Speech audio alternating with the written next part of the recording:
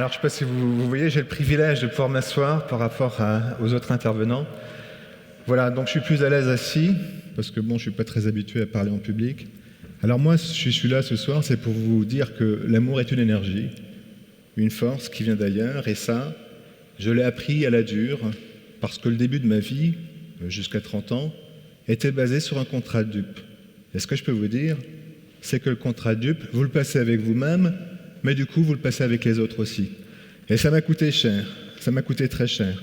Alors pourtant, tous les signaux de la vie, je les ai eus, mais je ne les ai pas vus. J'ai perdu mon père, il n'avait pas 50 ans. J'ai perdu ma sœur dans le crash du Mont-Saint-Odile. Et dans la foulée, je me séparais de ma compagne, qui était aussi la mère de ma fille. Bref, j'étais dévasté. Mais je tombais dans les bras de la première femme qui allait pouvoir m'aider à satisfaire mes besoins d'ambition. Et je rêvais de l'épouser parce que je rêvais d'épouser ce qu'elle représentait pour moi. Elle représentait la réussite sociale, elle représentait l'intégration dans une grande famille. Et puis elle était belle. Les autres aussi la voulaient, et puis moi je l'avais, donc j'étais fier. Alors pourquoi j'ai fait tout ça ? Pourquoi j'ai fait ce contrat de dupe ? Parce que je croyais que c'était ça l'amour. Moi je pensais que l'amour, ça faisait partie du décor. Alors inutile de vous dire que ce contrat de dupe a cessé brutalement un dimanche matin pour des petits pains mal cuits. Je vivais la deuxième séparation de ma vie, et puis au lieu de me poser des questions sur cette situation, je reprenais le cours de ma vie comme si de rien n'était, sur les routes de l'ambition. Alors comme souvent dans pareil cas, c'est la vie qui allait me faire changer de cap avec une violence inouïe. 2 mois après ma séparation, je suis terrassé par une hémorragie cérébrale. Et là, d'un seul coup, ma vie tombe dans l'incertitude. Je suis entre la vie et la mort pendant 14 jours et je sors du coma dans lequel j'étais plongé en constatant que j'avais été opéré du cerveau, que je ne parlais plus, que j'étais paralysé de mon côté droit et que je n'avais plus de mémoire, que ma vie était finie. Le chirurgien qui m'a opéré vient me voir en me disant que la situation est grave, mes séquelles irréversibles, mais que j'étais jeune et battant. Et justement, j'étais jeune et j'avais envie de faire autre chose de ma vie. Et mettez-vous à ma place, vous auriez fait quoi ? Si du jour au lendemain, on vous annonce que vous ne pouvez plus marcher, vous ne pouvez plus parler, vous n'avez plus de mémoire, vous criez à l'injustice, vous êtes révolté. Contrairement à tout ça, j'étais dans le lâcher-prise total. Je me suis senti soulagé. Et la vie m'avait coupé la tête et les jambes, mais mon être intérieur était resté intact. Et c'est mon refuge. C'est mon refuge, je me reconnecte à moi. Et cette reconnexion va me permettre de soigner mes blessures avec amour et indulgence vis-à-vis de moi-même et vis-à-vis de la vie. J'ai même de la gratitude, car je suis encore vivant, miraculeusement, et soulagé de mes tensions. J'apprends à relativiser ma situation, ce qui me permet d'appréhender ce combat avec force et courage. Et ça, c'est ce qui m'a permis de passer les 3 années d'hospitalisation en apprenant ce que voulait dire la patience et le renoncement. Et sorti de cette épreuve, j'ai une autre relation avec la vie.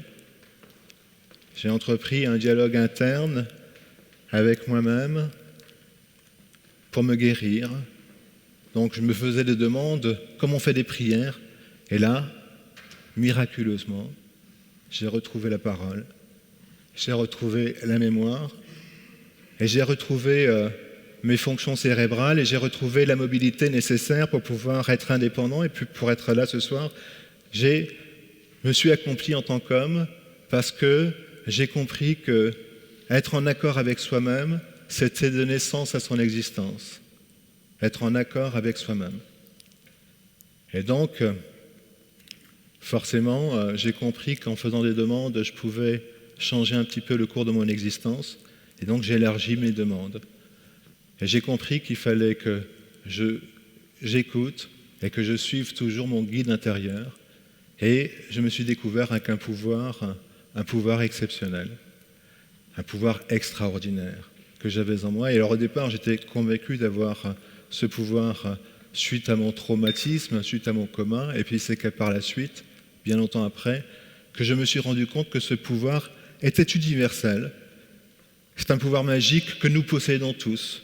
C'est le pouvoir d'attraction qui peut faire venir à soi ce qu'on désire réellement à partir du moment où on formule une demande avec sincérité et par rapport à ses aspirations profondes. Donc il est possible en effet de faire venir à soi l'amour, et c'est pour ça que je suis là ce soir, pour vous dire comment vous pouvez formuler simplement et clairement une demande dans ce sens. Et je vais vous dire comment j'ai fait venir à moi la femme de ma vie, celle qui partage ma vie, en restant simplement et tranquillement chez moi à l'attendre. Pas besoin de connexion Internet.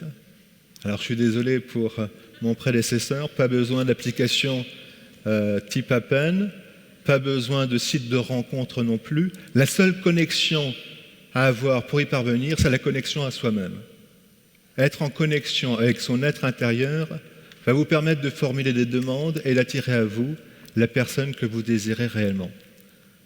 Alors, moi, j'ai réalisé cette demande, celle de rencontrer la femme avec qui je vis, à un moment donné où j'étais à un tournant de mon existence. J'étais célibataire depuis quelques années, et puis j'aspirais réellement à rencontrer la femme qui allait partager le restant de ma vie. Donc je cherchais à m'engager dans une relation amoureuse durable. Donc je devais être précis dans ma demande. Et ma demande se résumait comme suit. Et je vous la livre comme ça. J'aimerais rencontrer une femme avec qui je m'engagerais pour la vie. Alors sortie de son contexte, ma phrase a l'air un petit peu romantique, un petit peu bateau, mais pour moi, elle avait une importance capitale. J'ai 48 ans et j'ai clairement pas envie de perdre mon temps. J'ai envie de m'engager avec ma partenaire de vie. Et donc, pour ne pas me tromper, pour être sûr de la reconnaître, parce qu'il y a un véritable enjeu, je décide de mettre un marqueur. Alors je pense à mon chirurgien qui m'a opéré et sauvé la vie quelques années auparavant. Il se prénomme Noël. Alors je lui dis, tiens, il est bien nommé. Alors je décide de préciser ma demande de la manière suivante. J'aimerais rencontrer une femme avec qui je m'engagerai pour la vie, et pour être sûr de la reconnaître, j'aimerais qu'elle soit née à Noël. Ah voilà, c'est bien facile, si on croit au Père Noël, et puis il n'y a qu'à faire la demande, et puis on verra bien. Alors si je suis là ce soir, c'est parce que, vous vous en doutez bien, ma demande a réussi. Je vais vous expliquer comment j'ai réussi à faire venir une femme avec qui je m'engage et qui est née à Noël. Alors, le tout, quand on fait cette demande, c'est de faire une demande et de la lancer comme ça, parce qu'on collabore avec l'univers, hein, donc on collabore avec les forces de la vie. Donc moi, j'ai fait une demande et j'ai vaqué à mes occupations. Et donc, pour être tout à fait honnête avec vous, j'y pensais plus vraiment. Donc les mois passent, les semaines passent et les mois passent, et je me retrouve à quelques jours de Noël. Et j'ai un message sur mon répondeur automatique d'une personne que je ne connais pas, qui me dit avoir vu une dédicace que je faisais pour un livre que j'avais sorti, et qui regrettait de ne pas pouvoir avoir été à cette dédicace, et qui me demande si c'était possible d'en avoir 4 exemplaires pour Noël. Et là, immédiatement, quand j'entends le son de sa voix, tout de suite, ma petite voix intérieure me dit « Attention, là, la femme que tu viens d'avoir au téléphone, il faut la voir, il faut la rencontrer. » C'est complètement irrationnel, mais par contre, je la rencontre. Alors, ce qu'il faut savoir, c'est que quand on fait les demandes, il n'y a pas de critères liés au physique, à l'âge, au revenu, comme on peut le faire sur Internet. On fait confiance à la vie. On fait confiance parce qu'on est dans le lâcher-prise. On n'est pas dans le mental. Et donc, je décide de la rappeler et de lui proposer, sans la connaître, de lui livrer directement les livres. Et je lui propose un rendez-vous ici à Strasbourg, au bar du Sofitel. Et donc rendez-vous est pris, j'arrive au Sofitel avec cette intuition d'avoir un rendez-vous avec mon destin. Et quand j'arrive au bar du Sofitel, je ne sais pas à quoi va ressembler cette femme. Et la surprise, à l'entrée du bar, j'aperçois une femme magnifique, très belle. Et je dis, ça ne peut pas être elle, elle est trop belle, elle est trop belle cette femme. Et quand je la vois, elle me sourit, elle se dirige vers moi. Et là, j'ai un coup de foudre. Je dis, c'est incroyable quand même. On prend un verre, on échange, je lui livre mes livres, on discute de nos vies, on se trouve des tas de coïncidences extraordinaires par rapport à nos vies, par rapport à mon livre, à mon histoire. Et le temps passe, 2 heures passent, et puis on se quitte à regret. Et en partant, elle a cette phrase extraordinaire. Elle me dit, je suis très heureuse et très touchée que vous m'ayez livré ces livres en main propre, parce qu'ils vont être sous le sapin de Noël. Et pour moi, Noël a une double signification. Noël, c'est bien sûr la fête de Noël, mais c'est également le jour de mon anniversaire. Et là, je peux vous dire que c'est extraordinaire. Mais il faut faire attention, parce que moi, j'ai envie de l'embrasser, j'ai envie de la prendre dans mes bras. Je dis, ouais, je t'ai trouvé, mais je ne la connais pas, cette femme. Je la connais que depuis 2 heures. Et donc là, je me dis, attention, calme-toi. Elle n'est pas au courant, elle est décalée par rapport à toi. Tu ne peux pas l'embrasser. Et donc, toute la difficulté pour moi, c'est de dire, ok, prends le plaisir d'attendre les quelques jours, les quelques heures, jusqu'à ce que tu aies vraiment cette femme dans ta vie. Et donc, je pars heureux. La vie vient de me donner le plus beau des cadeaux de Noël. Et donc, forcément, je suis impatient de la revoir. On se revoit plusieurs fois entre Noël et Nouvel An. On prend un verre, on apprend à discuter, enfin, on apprend à se connaître, on discute ensemble, et puis on décide de passer Nouvel An ensemble. Et comme j'ai envie de l'embrasser, mais je n'ai pas envie de perdre cet amour, j'ai cette idée de faire accélérer un petit peu le processus. Et je lui dis, écoutez, je suis très heureux de passer les fêtes de Nouvel An avec vous. Et ce que je vous propose, c'est la chose suivante. Sur le coup de minuit, je vous propose 3 alternatives. Je vous embrasse sur la joue, ça veut dire que je vous aime bien et que je suis content de passer ce moment avec vous. Je vous embrasse au coin de la bouche, ça veut dire que je suis hésitant et que j'aimerais bien, mais j'en suis pas sûr. Et si je vous embrasse à pleine bouche, on passe au moins l'année ensemble, sinon la vie ensemble. Et je peux vous dire que sur le coup de minuit, c'est pas moi qui l'ai embrassée à pleine bouche, c'est elle qui m'a embrassé à pleine bouche. Et donc aujourd'hui, si vous voulez, je suis venu vous dire que des histoires d'amour, ça existe, parce que l'amour, c'est une énergie, c'est une force qui ne vient pas d'ailleurs, mais une force qui vient de l'intérieur. Et si on reste connecté à soi-même, et si on collabore avec l'univers, on peut faire venir à soi l'amour qu'on désire réellement et qui nous correspond véritablement.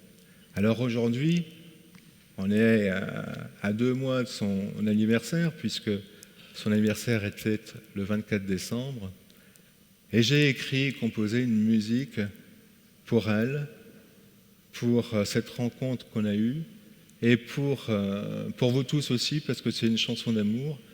Et le titre, c'est Vanessa, puisque son prénom, c'est Vanessa.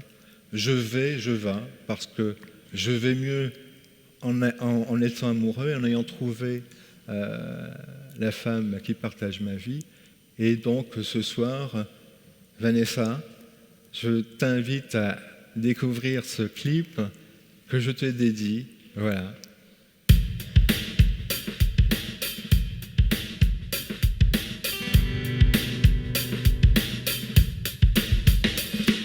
Il y a des regards, des visages, des histoires qu'on envisage, et puis quand des visages, il y a des parfums, des essences, fleurs de jasmin, des substances perdues.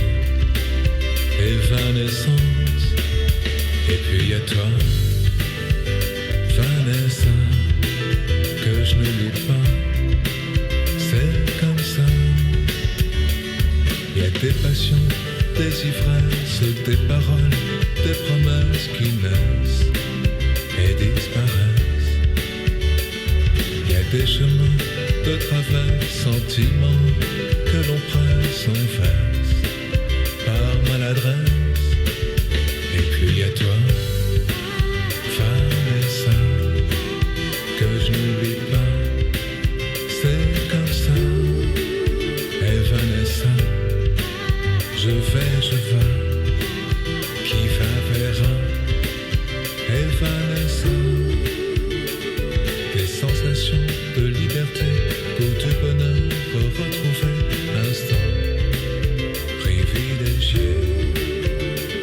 Petit regard, petit sourire, grande histoire, grand plaisir, moment instantané. Et puis tu sais, Vanessa, tu sais, je sais, c'est comme ça. Et Vanessa, je vais, qui va vers un. Et Vanessa, des sensations de liberté, ou du bonheur retrouvé, instant privilégié. Petit regard, petit sourire, grande histoire, grand plaisir, moment instantané. Et puis tu sais, Vanessa, tu sais, je sais, c'est comme ça. Et Vanessa, je vais, qui va vers un. Et Vanessa. Merci. Merci Bertrand. Merci.